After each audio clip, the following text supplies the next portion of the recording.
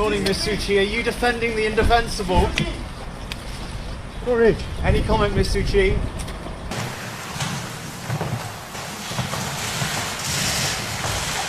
Myanmar will take the floor in turn later.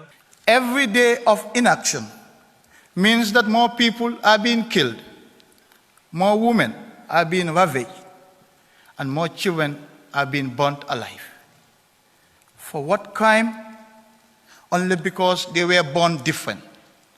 Born of a different race and to a different religion from those who killed and raped them.